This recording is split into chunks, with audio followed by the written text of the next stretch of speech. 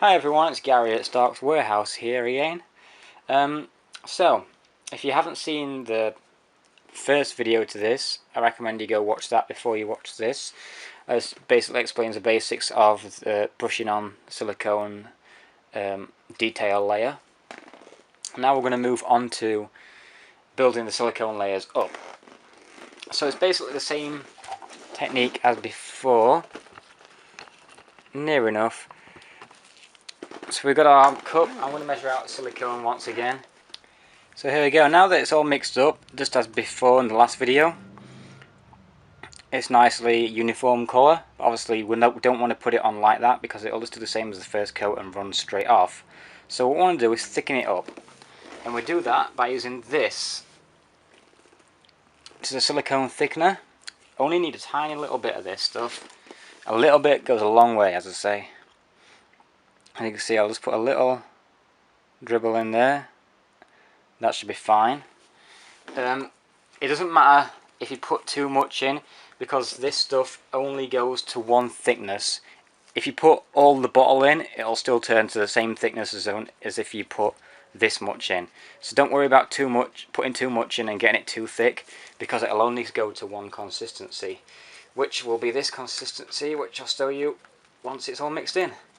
As you mix it, you'll notice that it straight away starts getting thicker and a lot harder to mix. And again, you want to make sure that every little part is mixed in, from the sides to the bottom of the cup. And once it's mixed in, you'll see just how thick it is. Like that. So then once it's all mixed in and you have a nice thick silicone to work with, and then you can start putting it on. You want to put it on in a nice thick layers. When I first started doing it, I started putting like thin layers on, then thinking I'll put thin layers on and come back and thicken it up later on. It'll save silicone, but it just wastes time. You're better off just putting a thick layer on and putting two thick layers on rather than lots of thin layers. Because it just helps in time saving. You want to make it a good few millimeters thick, the silicone mould, and make it as smooth as you can. Obviously when you slap it on, don't just leave bits prodded up like that, because when you come to it later on to add more silicone, it's just going to make it a mess, and when you make the mother mould, it's going to make it a lot harder as well. So yeah, basically just slap it on. Make sure with the holes, like in the eyes, you want to fill them completely up with silicone. Don't just put a thin layer on. Fill them as much as you can, literally. Fill the entire gap where the eyes or mouth is, so it's level with the rest of the helmet, or whichever piece you're making. Like that. So once you've covered every little bit, give it a couple of coats, I'd say. Make it a few millimeters thick, and then we're all ready. So I'll just go run over this and then show you how it looks after it's all been siliconed with the first layer. Okay, so here we are with the first thickened layer of silicone. As you can see, it looks totally different. All of the details have been completely covered in. You can kind of make out some of the facial features on the front, but it's still the first coat. I have put it on pretty thick, probably a couple of mil thick, so I probably will only be giving it one more coat, because this has used quite a lot of silicone. Obviously I used 100 grams for the first detail coat, then I started mixing it by 150 grams, and I used 3 times 150, so I used 450, then I made a final 100 grams, so 550 plus the first coat was 650 grams. So that's 650 grams. So again, if I put another 500 grams on, that's just going to be over a kilogram. So it's quite a lot of silicone on there. So I think that should do. So yep, there's the first coat, and I'll leave that to dry and then come back and start on the second coat.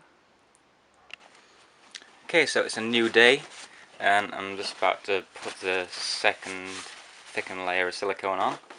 Before I do that, as you can see, I've already pre-mixed this silicone up. I've not added any thickener yet, so it is still runny. But before I add the thickener, what I have here is silicone pigment. Now I said a tip that I picked up, just add a little bit of silicone pigment to the silicone before adding the thickener, because that way you can distinguish between coats. So just add a little bit. You don't need too much of this, literally, it's just a few drops, just to distinguish the colour difference. So if I just drop, literally just a couple of little drops in there, that's probably fine.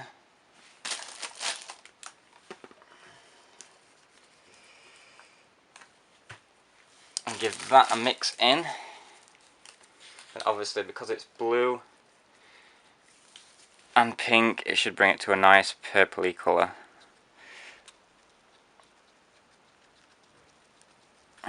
So I'll just give that a quick mix in. In that way, with the pigment, when you add the thickener after this, and it goes onto the first thickened layer of silicone, you can see where you've been, and obviously if you can see any pink, and then you know that it needs to be thicker. The layer needs to be thicker than what it is. So basically you want it to be covered in blue on this layer, or purple. So there we go, yeah. After that you end up with a nice purpley coloured. I mean, you can add a lot more pigment if you want to get a fully blue silicone, but obviously I'm just doing it for colour difference. So as long as there's a nice colour difference that you can definitely tell, and then that's fine. Right, so I'll go ahead and slap this on. Okay, so here we are after the second thickened layer. Now I applied the silicone very generously this time, as I did last time. And I mixed up 4 batches at 150 grams, so that's 600 grams, so just over half a kilogram on one layer, and the other layer was about the same as well. So just over a kilogram altogether in silicone. So I think that should be thick enough for it. So once that sets, then I can start making the mother mold, which I'll probably make in a different video. So for now, thank you very much for watching, guys, and I will see you later.